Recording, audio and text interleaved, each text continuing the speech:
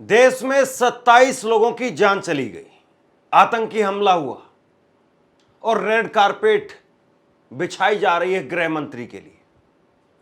अमित शाह के लिए red carpet बिछी है। पहलगाम में आतंकी हमले में जो लोग मारे गए उनको श्रद्धांजलि देने के लिए अमित शाह गए थे। ये तस्वीर देखिए जरा आप। अमित शाह के लिए बाकायदा रेड कारपेट, लाल कालीन बिछाई गई है। क्या ये लाल कालीन जरूरी थी? क्या वहां पर इस तरह के इंतजामात जरूरी थे? अमित शाह चाहते तो इस लाल कालीन को हटवा सकते थे। वो चाणक्य अपने आप को कहलवाते हैं। क्या चाणक्य में इतना भी दिमाग नहीं था कि किस मौके पर कौन सी चीज ठीक है और किस मौके पर कौन सी चीज नहीं है ठीक? क्या इतनी भी बुद्धि अमित शाह ने नहीं लगाई?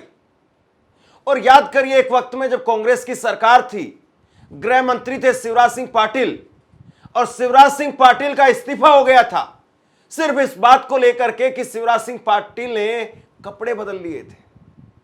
शिवराज सिंह पाटिल ने, मुंबई में हमला हो रहा था और मुंबई में हमले के दौरान शिवराज सिंह पाटिल जब प्रेस कॉन्फ्रेंस करने के लिए आए, हालांकि अभी तक सरकार की तरफ से इस हमले को लेकर के प्रेस कॉन्फ्रेंस नहीं हुई, और अगर दोनों हमलों को अगर तुलनात्मक दृष्टि से देखें तो वो हमला, मुंबई में जो हमला हुआ था, वो गंभीर था, क्योंकि उस वक्त में आतंकी उस वक्त में होटल के अंदर थे।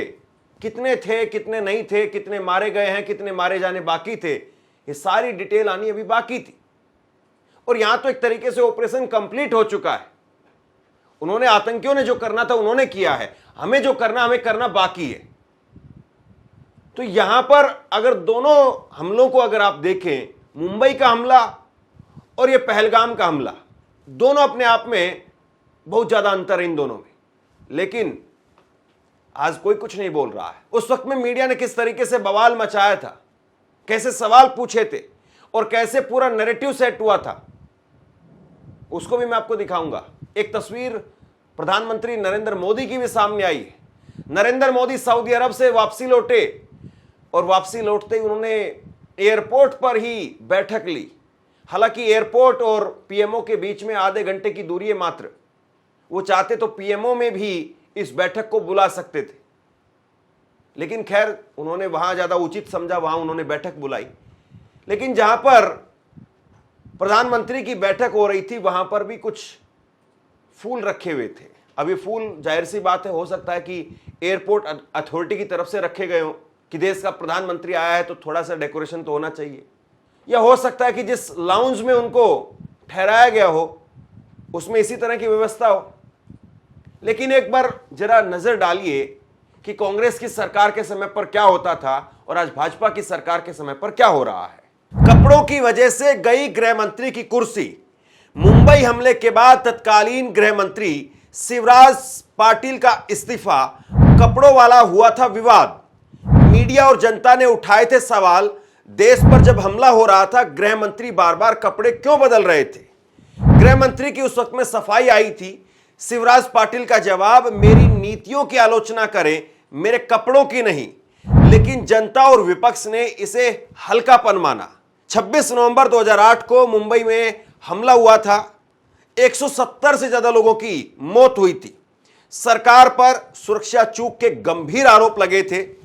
30 नवंबर 2008 को इस्तीफे का ऐलान हुआ आखिरकार, यानी 4 दिनों के अंदर अंदर इस्तीफा देना पड़ा था। शिवराज पाटिल ने गृह मंत्री के पद से इस्तीफा दिया। इस्तीफे को सुरक्षा नाकामी और कपड़ों वाले विवाद से जोड़ा गया था। प्रधानमंत्री मनमोहन सिंह ने इस्तीफा स्वीकार किया था। कपड़ों को लेकर के पूरा विवाद शुरू हुआ। नवंबर 2008 में मुंबई बम धमाकों के दिन गृह मंत्री शिवराज पाटिल 3 बार अलग अलग कपड़ों में नजर आए थे।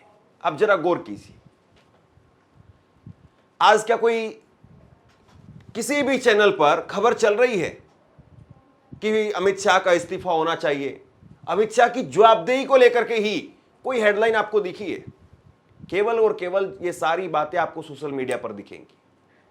मैं ये नहीं कह रहा हूं कि इसी वक्त उनको फौरन हटा दिया जाना चाहिए, लेकिन कम से कम उन पर सवाल तो हो, कम से कम जवाबदेही की बात तो हो, और कम से कम इतना तो पूछा जाए कोई घटना हो गई, मणिपुर हो चुका है, मुर्शिदाबाद अभी हुआ, दिल्ली दंगा हुआ, कितनी सारी घटनाएं हो चुकी, कहीं तो सवाल हो। उल्टा मीडिया अमित शाह को चाणक्य बना करके बैठाता है कि ये तो चाणक्य है साहब। अब जरा फिर से एक बार ये तस्वीर देखिए आप।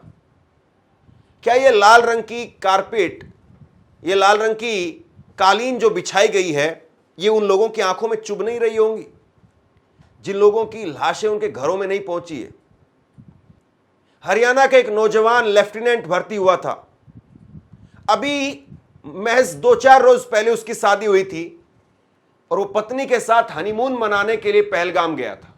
वापसी नहीं आ पाया, वापसी बुत में आ रहा है। और सोचिए, अमित शाह उन्हीं बुतों पर, ताबूत पर फूल चढ़ाने का काम कर रहे हैं, और वो भी रेड कारपेट पर। बहुत सारे सवाल हैं, केवल यही नहीं है कि इसी चीज को रबड़ की तरीके से क्यों च्युइंगम बनाया जाए। बहुत सारे सवाल हैं। सवाल इस बात को लेकर के है कि क्या अमित शाह इस बात को बता सकते हैं कि कश्मीर को लेकर के उन्होंने कब कब बैठकें की हैं। यह बात अलग है कि संसद में वो खड़े होकर के दहाड़ते हैं और मीडिया हेडलाइन बनाता है कि अमित शाह का करारा जवाब पाकिस्तान को। और कुछ चैनल तो ऐसे हैं, जो 2-4 चैनल, अर्नब गोस्वामी का चैनल हो गया, TV9 भारतवर्ष हो गया, ये लोग 365 दिन युद्ध का माहौल बना करके रखते हैं।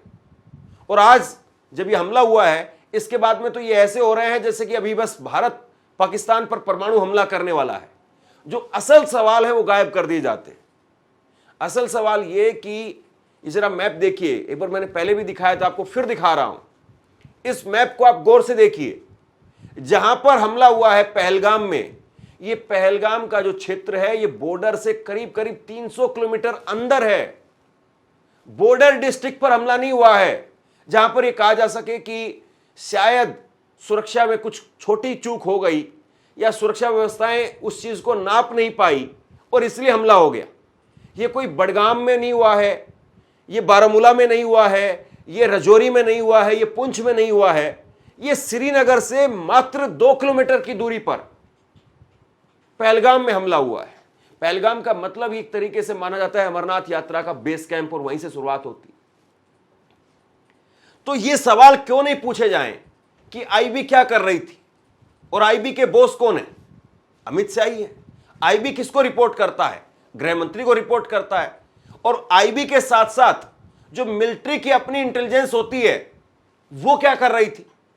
आप ये बताइए, बॉर्डर से कम से कम 5 घंटे का समय लगता है, कम से कम रनिंग। बिल्कुल, अगर बिल्कुल आप रनिंग में गाड़ी चलाते हुए आते हैं तो बॉर्डर से, पाकिस्तान बॉर्डर से और पहलगाम आने में 5 घंटे का वक्त लगता है।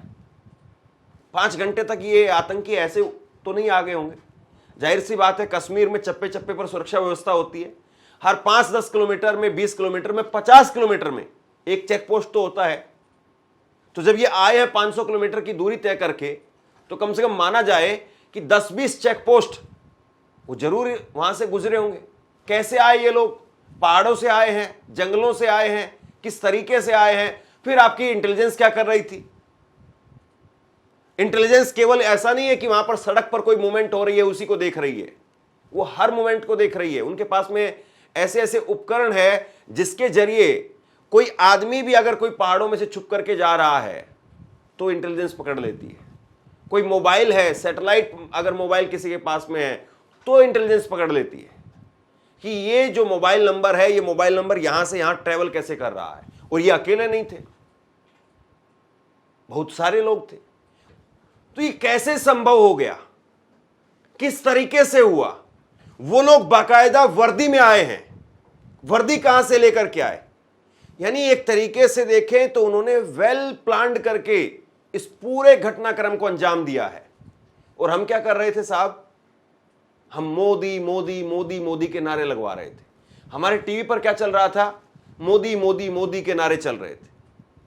हमारे टीवी पर इस तरीके का माहौल 24 घंटे 365 दिन दिखाई देता है, जिसमें यह दिखाया जाता कि देश बहुत मजबूत हाथों में है, देश बहुत सुरक्षित हाथों में है। लेकिन सच्चाई क्या है? सच्चाई हमारे सामने पहलगाम है। और पहलगाम को लेकर के अभी तक सरकार ऑफिशियली आतंकियों का नंबर तक नहीं बता पा रही है। सोचिए कितनी शर्म की बात है ये। हम इतना बड़ा देश हैं और इतने बड़े देश में इतने सारे इंटेलिजेंस के उपकरण हैं हमारे पास में, उस सबके बावजूद अभी तक सुरक्षा एजेंसियों के हाथ खाली क्यों हैं? 24 घंटे बीतने जा रहे हैं इस इंसिडेंट के, और 24 घंटे में अभी तक हमारे पास में क्या लीड है बताइए आप। और ये मैं फिर कह रहा हूं इस बात को, ये ऐसा नहीं है कि कोई बॉर्डर से सटा हुआ इलाका था कि वो कुछ आतंकी पाकिस्तान से आए, काम किया और काम करके वापसी चले गए, आप उनको पकड़ ही नहीं सकते हैं। वो 5 घंटे लगते हैं वहां से। आप उस पूरे इलाके को सैनिटाइज करते तो शायद वहां पर कुछ ना कुछ हाथ में लग जाता। और जाहिर सी बात है, जिस वक्त में पूरी घटना हुई उसके बाद में तुरंत सब जगह पर खबर चली गई, इंटेलिजेंस के पास चली गई, आर्मी के पास चली गई, दिल्ली तक आ गई, गृह मंत्रालय तक खबर पहुंच गई। तो क्या पूरे इलाके को सील नहीं किया गया होगा? निश्चित तौर पर पूरे इलाके को सील किया गया होगा। एक एक आदमी को, एक एक परिंदे को उसका नाम पूछ करके तब अंदर जाने दिया जा रहा है, बाहर जाने दिया जा रहा है। तो वो लोग कहां चले गए? जो आतंकी जिन्होंने गोली चलाई वो चले कहां गए? वो कहां है? सर्च ऑपरेशन में अभी तक क्या निकल करके सामने आया है? सर्च ऑपरेशन कहां हो रहा है? सर्च ऑपरेशन की विजुअल कहां है? वो तक टीवी में नहीं है।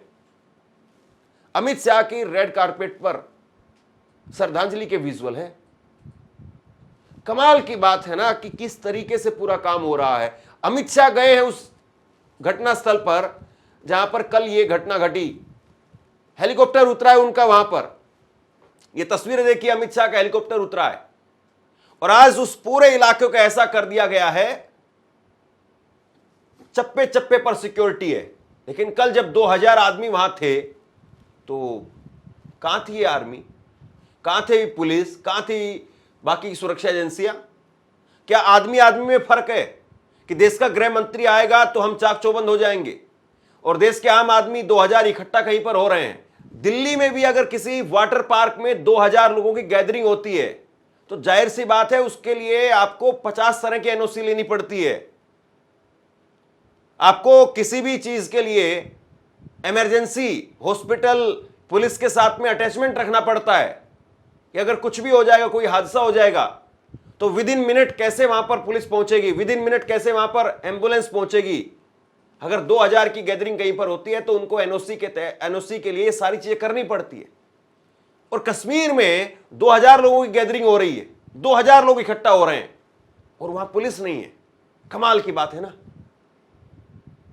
और क्या ये वाकई फिर वही सबसे बड़ा सवाल है कि जिस तरीके से सेना की कटौती की गई उसका खामियाजा यहां पर भुगता है? बहुत सारे सवाल हैं, एक नहीं दो नहीं, अनगिनत सवाल हैं और सवालों का जवाब फिलहाल कहीं दिखाई नहीं दे रहा है।